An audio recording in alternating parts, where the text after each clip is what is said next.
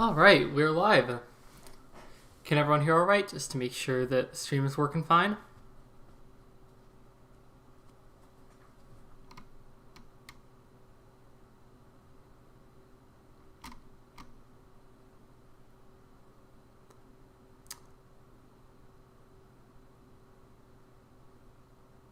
Let's see if anyone who can hear fine can just put something in the chat. That'd be great, just to make sure that there aren't any issues before I get into the problems.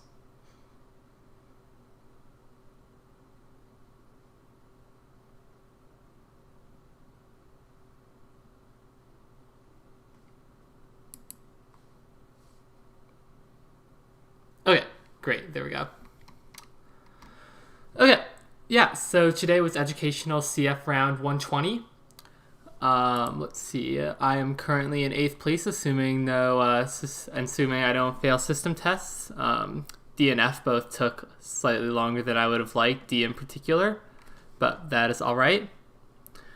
But yeah, so the plan for today is just to go over all 6 problems in order.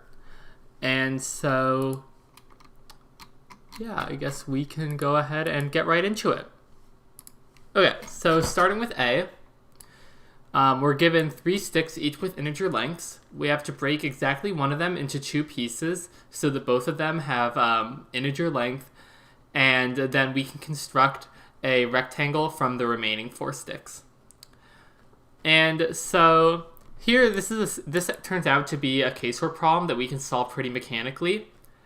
So notice that the 2 sticks that aren't broken have to be side lengths of the rectangle.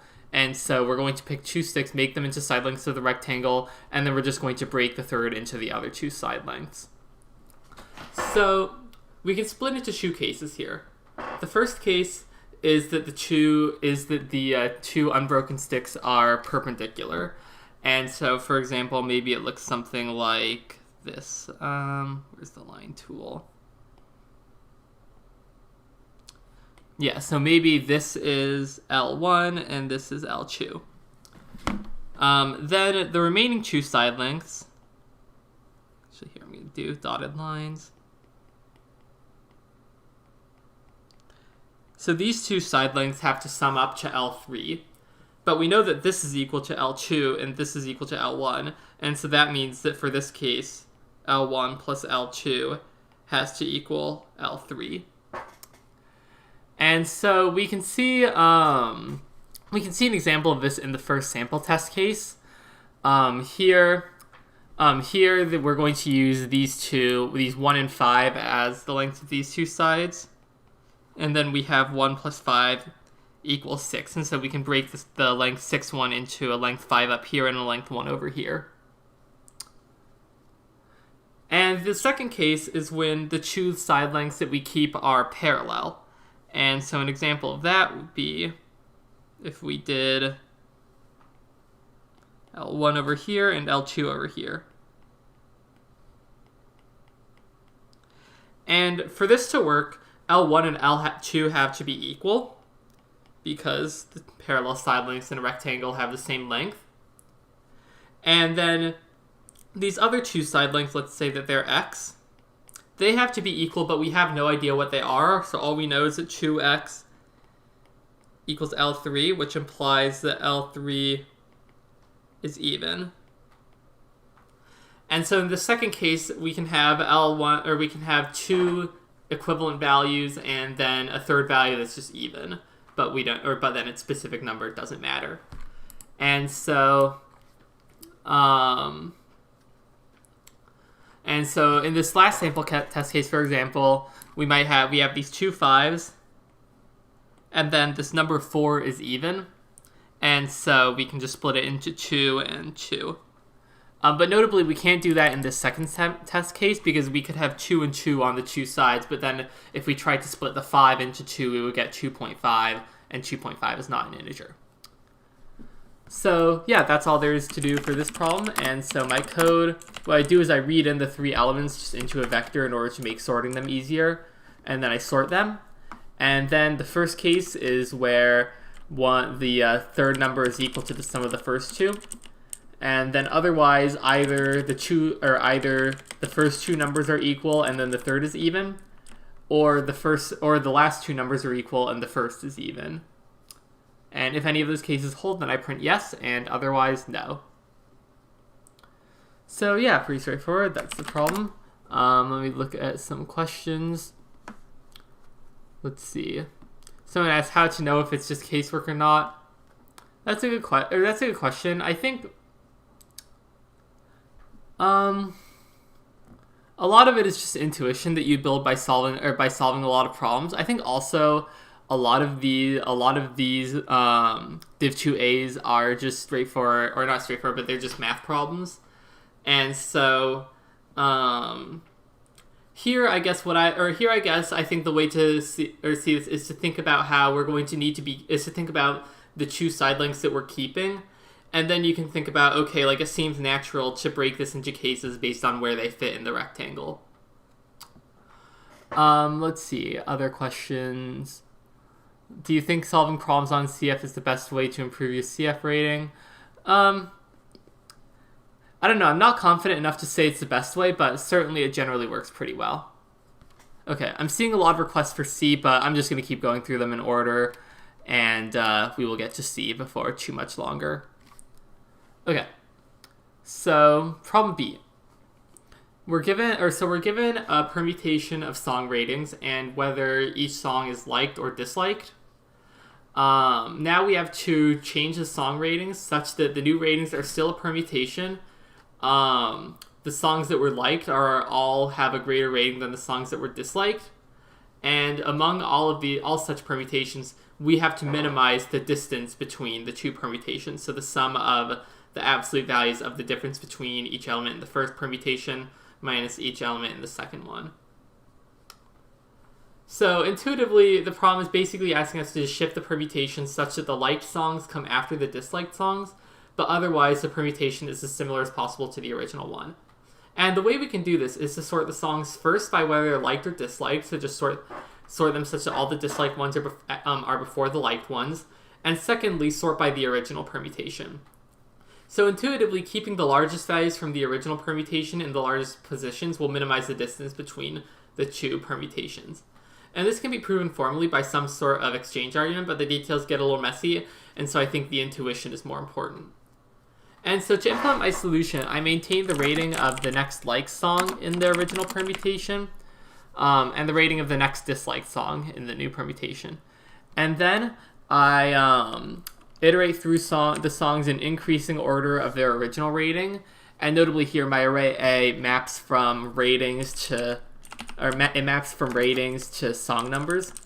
And then if the song is disliked, I place it at the next position for disliked songs, and if it's liked, then I place it at the next position for liked songs. And then I can just output the answer. Okay, so let's see if there are any questions here. Someone asked, is this going to be saved in my channel? Yes. Yeah, the recording will be uploaded shortly after the stream concludes. Bianca asks, when will you start Facecam? I have no plans to do a Facecam. And let's see, I'm seeing a lot of discussion on stream. So Rahul asks, which extension am I using to place all the problems on the same page? No extension necessary. I just go to the dashboard and then I click complete problem set. Okay. So let's take a look at problem C. Okay, so first thing I'm going to do is make some observations about the structure of the solution. So what I'm going to claim is that the optimal solution is to perform the first actually, yeah, I should read the problem first. So we're given an integer array and an integer k, and we have two types of operations. The first is that we can choose some index I and decrease a sub I by 1. And the second is that we can set one a sub I equal to another a sub j. And so we can essentially duplicate an element. And so we have to find the minimum number of operations we need to perform in order to make the sum of the entire array less than or equal to k. So what I'm going to claim first is that in the optimal solution, we're going to perform this first operation some number of times on the smallest element.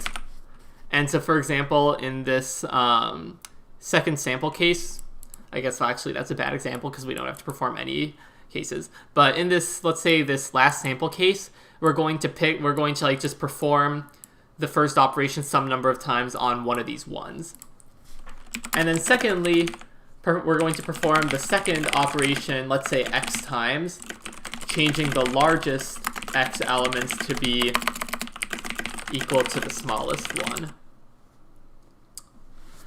And the idea here is, so first of all, the only way the first operation affects the sum is it's just going to decrease the sum by 1 every time. And so when we're choosing where to apply the first operation, we should do it in order to make the second operation most effective. And so we want to create a really small number so that when we use the second operation, we can turn these large numbers into small ones. And then when we do the second operation, we're going to create the largest possible decrease in the sum by turning the largest elements into the smallest one. And so that's intuitively why this is the right order of operations to use. So that's that's the main observation we have to make.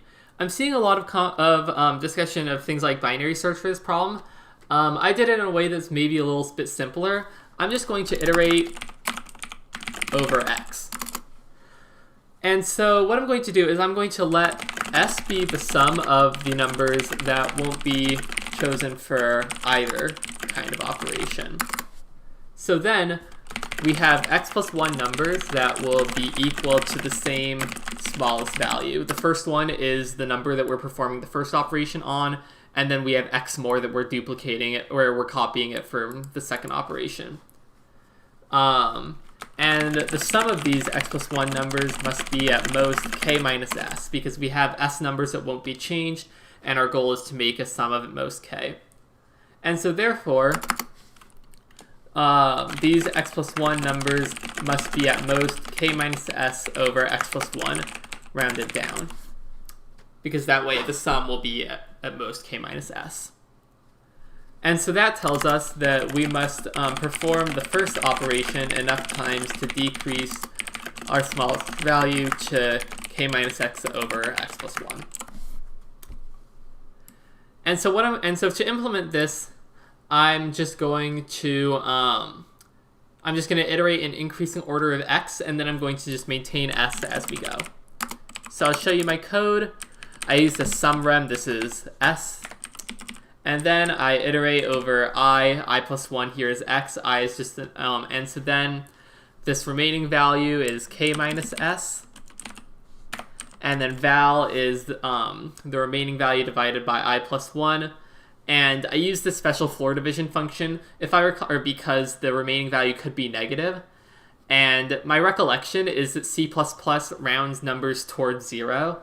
And so if you round down if you have a negative numerator when you're dividing and you want to round down rather than rounding towards 0, then you have to be a little careful in handling it properly. Yeah,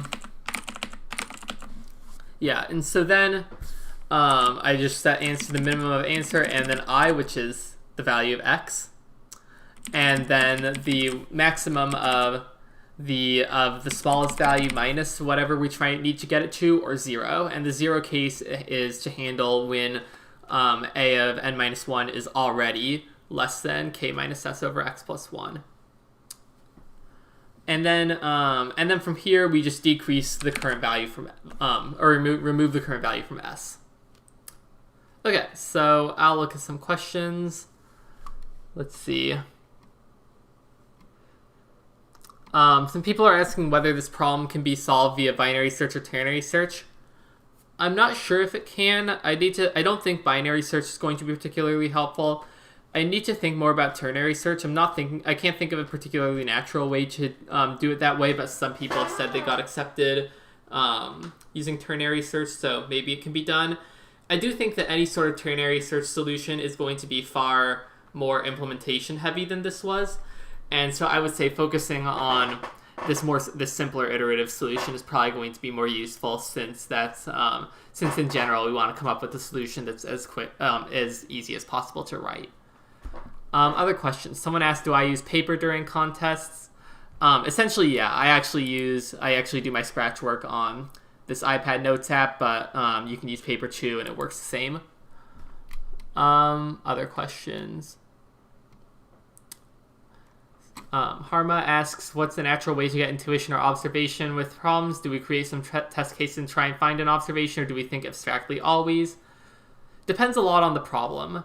For F, for example, I couldn't really get anywhere just by thinking about the problem abstractly, and so there I had to essentially write a brute force and in order to get a sense of what the solution was going to look like. For problems like this here, I think it's harder to come up with some test cases. Well, actually, no, I guess solving some test cases by hand could maybe get you to the observation. Here, for me at least, it made sense to think about this problem in the abstract and just come up with the observation that way. But ultimately, if you're stuck, then coming up with some test cases and solving them by hand is always a good way to proceed. Let's see. Someone asked, should the decrease only happen at the start? I tried doing that at the start before applying operation 2. Yes, we should apply all of the operations of the first type at the beginning before we do operation 2 at all. Freddie asked, what does the ckmin function do in my code?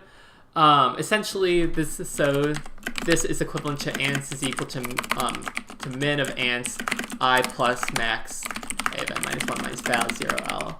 And so essentially, it's saying the first element should be set equal to the minimum of its current value or the second value. Mohammed asks, could it be solved with binary search and prefix sums? I don't think binary search will work because I don't think that this function. Well, actually, does it satisfy the binary? Well, no, I don't think that this function satisfies the binary search property. I need to think more. It actually might satisfy. Let's see what it It might. I don't know. I need to think about whether the ternary search requirements are satisfied. But you could maybe do ternary search. But I also think it'd be more natural just to iterate.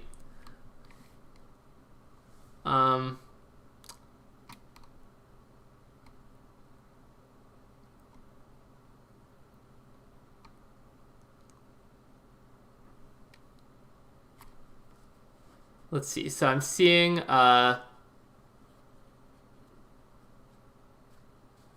let's see. What does the dash right or dash arrows in my code mean? Do I have that anywhere here? Oh, this is just part of my template. I actually can't remember why this is here. It's been there for so long. Yeah, I think this basically just ties cn and then does the sync with stdio 0, and so it just makes it a little more compact. Let me just see if there are any other questions. Someone asked me to look at SSRS's code. Let me see if it's any simpler. I think if it's longer, yeah, this is. Yeah, okay, so it looks like he's doing some sort of binary search. I think it's a fair bit longer and more involved than this is, so I'm not going to go into too much detail. Okay, and Auntie asked a question about F. Sorry if I'm mispronouncing the name. I can get to that later. I'm going to start by going over D and E first. And Nala asks, how did you check it that each element is at least k minus s over x plus 1 for remaining elements? I actually didn't because that actually isn't a necessary condition. The exact values of the remaining elements don't matter because all I'm requiring is the s is their sum. Okay, moving on to D. So, I think I found this problem harder than some other people did. It took me like 25 minutes, which is about twice as long as pretty much everyone else in the top 10. So, had to make a bit of a comeback afterwards, which luckily I did by solving E really quickly and then F in a reasonable amount of time. But yeah, so there might be an easier solution than the one I found, but I'm just going to go ahead and go over the solution I used. So first, let's solve a simpler problem. Let's think about how many strings we can obtain when we choose a substring with a specific set of k1s in it. And so in this first sample case, let's say that we choose the last two ones. Then our substring is going to look like this 00110 because we can't expand it to the left any further without getting a third one. How many ways, or how many strings can we get this way? And the answer is, let L be the length of our substring, which is, in this case, 5. Then there are L choose K strings we can get by choosing this substring. So, and that's because we just have to choose K of these L positions to place the ones. Now the problem here is that we might be double counting. And so, for example, let's think about how what we can, or so let's say that we choose the first first two ones, for example, and so our substring looks like this. Then maybe we can move the first one to the third position and leave the maybe let's leave move the second one to the third position and leave the first one where it is, and we get this string. Now let's say that we choose the second and the third ones. Now let's say we move the second one to the third position and leave the third string where it is, or the third one where it is. Then you can see that we get the same string, which means that ultimately we're doing some double counting here. So and so in general, for example, if we can perform an operation using only the second through kth ones, it will be double counted. Once in the first through kth ones, and once with the second through k plus first ones. And this extends to operations that can be performed using even fewer ones. For example, if we can perform an operation using only the third through kth ones, it will be triple counted. Because we can use it once in the first through kth ones, once in the second through k plus first ones, and once in the third through k plus second ones. And so we end up with a lot of overcounting. But it turns out that the way we can do this, which works out pretty nicely, is we can find the total number of solutions with length, or with k1s, with our overcounting, and subtract out the total number of solutions with k minus 1 ones. And it turns out that this will precisely account for the overcounting, because in general there's a bit of an edge case here, and I guess actually we have to accept the first block of k minus 1 ones and the second block of k minus 1 ones. And the reason that we have to make this exception is that, for example, if we use only this last one in a substring, for example, then the only block of k1s in which this last one will appear is these last two ones, these last k1s. And so the first and the last block in general, they'll only be single counted, so we don't have to worry about overcounting them. And the reason this works is a block of x1s will be counted k minus x plus 1 times in our k1s count. And the idea here is we're counting a block of k1s once. We're counting blocks of k minus 1 ones twice, like we discussed here, and we're counting blocks of k minus 2 times 3 times, like we mentioned here.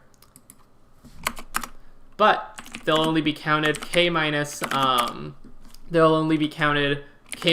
times in our k minus 1 ones count. And the idea is that if we have a block of x1s, then we can create k minus x blocks of k minus 1 ones that will contain these x1s. And this formula we can just derive, or we can sort of observe maybe by working out a few sample cases on paper.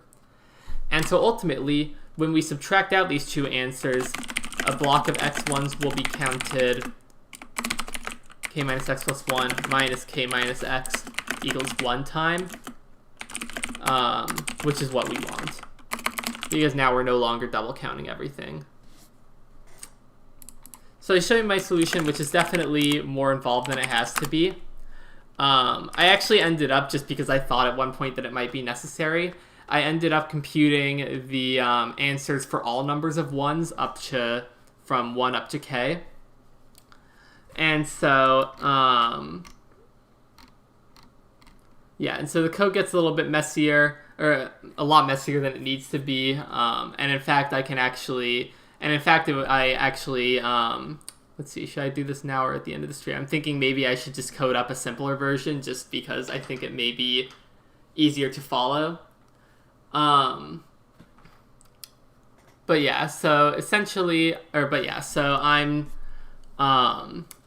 essentially I'm computing the answer for all numbers of 1s, and then I'm just taking the answer for k minus the answer for k minus 1. And Timothy mentions, and I believe he's correct about this, that this allows us to solve the problem in O of n log n.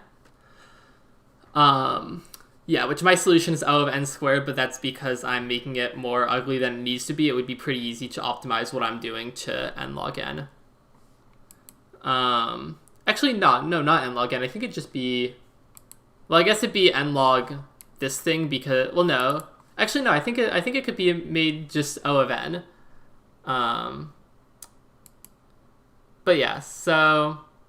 Anyway, Nikita says Tourist appears to have a different solution. Let's take a look at this, because I am kind of curious how he solved this in 4 minutes. Okay, so he's building the prefix sums, and then assuming that they're at least k, then for all my elements, he's counting the number of elements involved, and then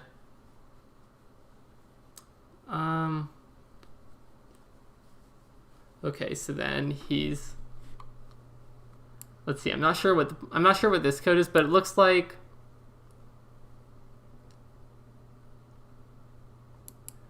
oh, I think I see what he's doing. I think basically Tourist is iterating over the positions of the leftmost and rightmost 1s.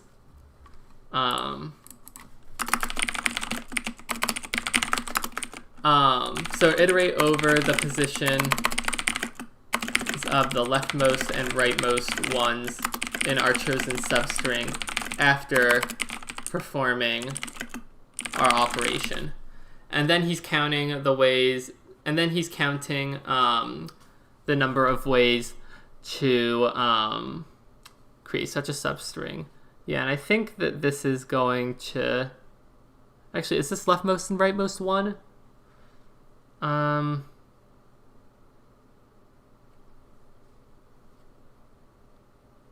I think it is, but I'm just trying to think about how this accounts for cases where we just end up moving 1s inward.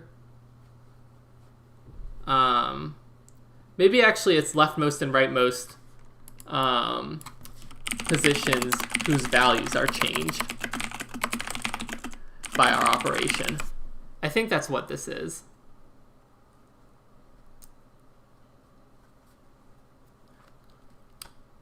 Yeah, I think this makes sense. And then he's figuring out the number of ways to assign the remaining elements. Okay, yeah, that's a nice solution. That's definitely easier than what I did. Okay, cool. So that's problem D. So let's move on to E, math test. Okay, so we have n students completing a test consisting of m questions. The point values are some unknown permutation of the integers 1 through n. Each student expects to get a certain score. And we have to find the maximum possible value of the sum of the absolute value of xi, the expected score for student I, minus ri, the actual score for student I. Okay. So our goal is to find the permutation P for which the summation is maximized. And yeah, Matt, I think you're right. Towards iterating over the leftmost and rightmost change values. This is definitely much easier than what I did, although, I mean, at least I accidentally discovered an O of N solution. And Abdullah asked about D, can you do a DP solution? Maybe. I'm not aware of one, but I'm not confident enough to say that there is no DP solution. Yeah. Okay, so E. So I think here the small value of n should indicate that the solution is probably going to run an exponential time with respect to n. So maybe the complexity is going to look like of 2 to the n times m. And indeed, that turns out to be the complexity of the solution. And so what we're going to do is we're going to iterate over the sign of each absolute value symbol. And so in other words, the absolute value of xi minus ri is equal to either xi minus ri or ri minus xi. And what we're going to do is we're going to iterate over a bit mask indicating whether this absolute value is equal to this thing or this thing for each I. And so from here, we can initialize our answer with either, we know that xi counts positively or negatively for each student. And so we can then we can, that allows us to find the contribution of the xi's to the answer. Then, for each answer, or for each problem, question I will add negative p of I, or it'll add p of I to r of I for all I who, for all students I who, oh wait, hold on, I'm using I too many times. P I to rj for all students j who got question I right. And so what this means is that, so then rj will be added either -1 times or 1 time to the answer. And so, question I adds pi to the answer for each student j who got question I right and for whom rj is added positively, and subtracts pi to the answer for each student j who got question I right and for whom rj is added negatively. And so we can find the total number of times each pi is added to the answer, and then we will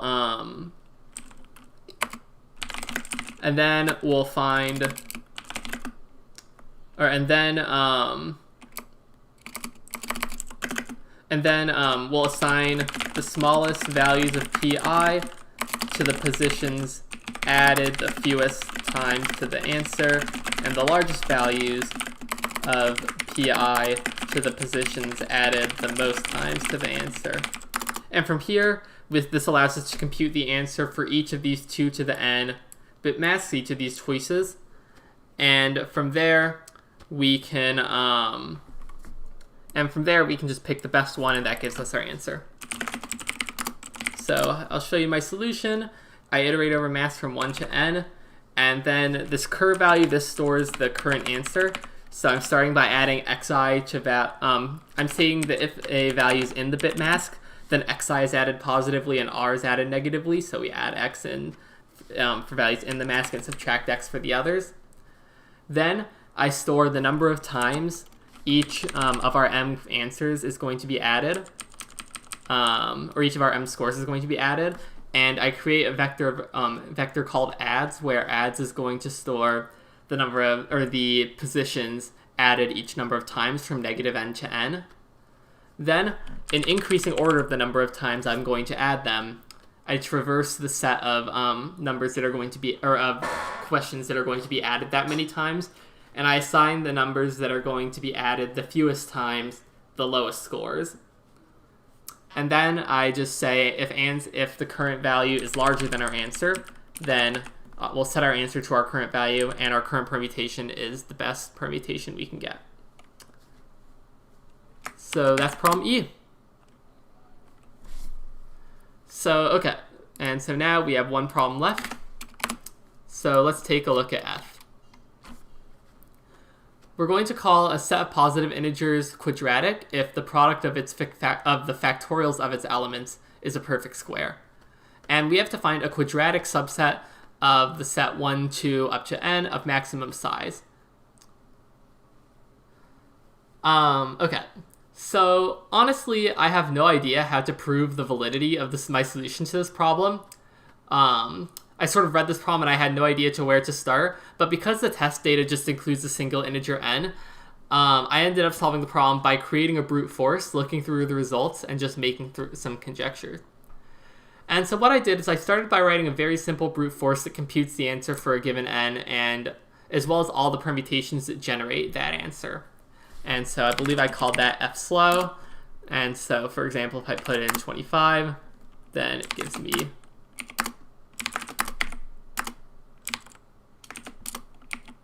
this is my actual F. Yeah, so I created this thing, and that let me make some conjectures about the answers. And the first thing I noticed is that typically the answer is very close to n. For all the values I was able to check, which I believe is up to like 27, the answer was either n-1, n-2, or n-3.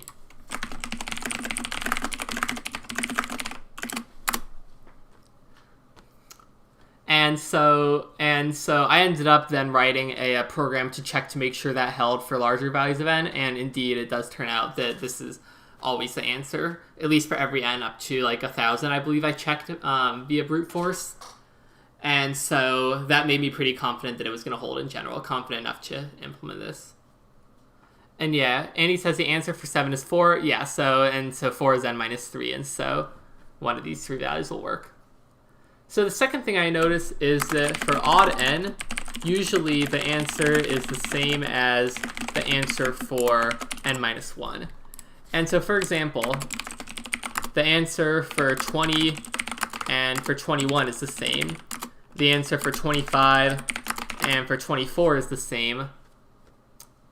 And the answer, and so what that means is that often for odd n, we can compute the answer just by finding the answer for n-1. And I thought that held always for a little while, but then I optimized my brute force a little so that it would work for larger values, and I found that it doesn't hold for 27. For 27, the answer is 25, whereas for 26, it's only 24. And in particular, when the answer is n-3, n is always odd, and n-1, and the answer for n-1 is n-3. That was what I conjectured, and then I implemented it, and it turned out to be correct.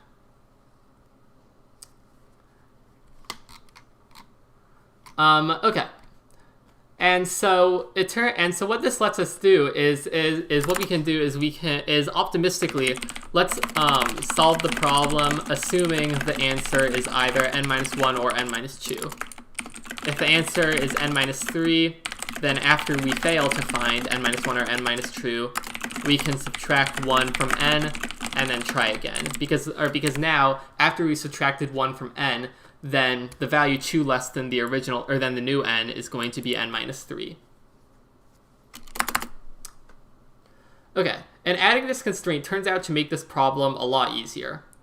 So our solution is going to involve hashing. And what we're going to do is we're going to create a hash function h of x, where h of p is a random long value for all primes p. And then the hash value of a number is equal to the XOR of the hashes of its prime factors with multiplicity. So for example, the hash of 12, and 12 is 2 times 2 times 3, is equal to the hash of 2 XOR the hash of 2 XOR the hash of 3, and because hash of 2 XOR hash of 2 is 0, it's just equal to hash of 3. And so a convenient property of this hash function is that h of x squared is equal to h of x XOR h of x equals 0 for all x, i.e. the hash of a square is 0. And moreover, if xy is a square, if two numbers multiply to a square, then h of xy is equal to h of x XOR h of y is equal to 0 because xy is a square, so it's XOR 0, which means h of x is equal to h of y. So there's some helpful properties this hash function has. And so now that we have the hash function set up, we're going to start by computing the hashes of 1 factorial, 2 factorial, all the way up to n factorial. And then we'll compute the hash of 1 factorial times 2 factorial times 3 factorial times all the way up to n factorial. And we can compute these hashes iteratively. And so, for example, the hash of 10 factorial is equal to the hash of 9 factorial times 10, which is equal to the hash of 9 factorial XOR the hash of 10, which is hash of 9 factorial XOR hash of 5 XOR hash of 2. And so we can get these values just by factoring all of the numbers and going from there. Now, the reason this hash function is useful is that what we're going to do is we want to find a small subset with size 1 or 2, since our answer is going to be n-1 or n-2 of 1, 2, up to n, such that the XOR of their hashes is equal to the target, where the target is equal to this big hash. And the idea is that, like, let's say that h of x is equal to the target, then the hash of all of the product of all of these factorials except for x is going to be equal to the hash of all these factorials XOR the hash of x, which is equal to the target XOR the target, which is 0. And so then our answer is all 1, 2, up to n, except for this small subset.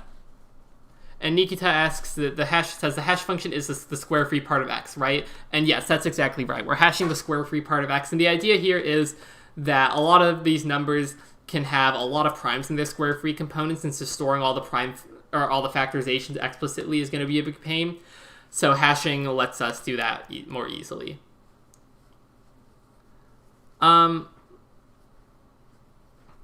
Okay. And so then as far as how we go from here, so the size 1 subset case is easy, right? Because we just need to find one number whose hash is equal to the target. We can just check if any of these hashes is equal to our target, and then we're done. For size 2, let's suppose that hash of a factorial XOR hash of b factorial is equal to the target. Then XORing b factorial with both sides gives that the hash of a factorial times target, XOR the target is equal to the hash of b factorial. And so what we'll do is create a map mapping h of I factorial to I for all I, and then if h of a factorial XOR target is in the map, we can restore b as as the corresponding value of b, such that h of b factorial is in our map. Oh, let's see, and welcome tourists, thanks for stopping by.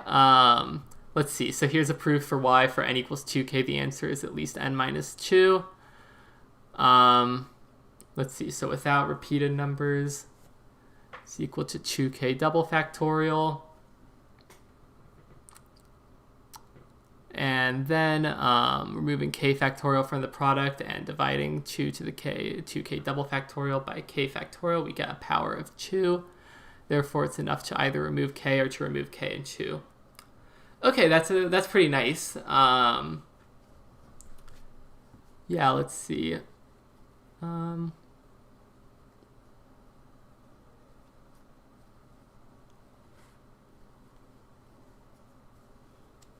Okay, cool. Yeah, and this is something that I guess I was getting close to with my brute force. I sort of realized that for all the multiples of 4, we could just remove k, but then I didn't realize that removing k and 2 always works. But yeah, thanks for sharing that proof. That's really nice. Okay, yeah, so anyway, so we can restore b just by finding h of a factorial XOR the target in our map. And so that gives us our solution. So I'll show you my code. So I started just by generating a random hash value. I couldn't really be bothered just to do it for the prime, so I just did it for all n numbers. And then I factor all of the numbers and compute their hashes, and then I compute the hashes of the factorials and cur, which is our target.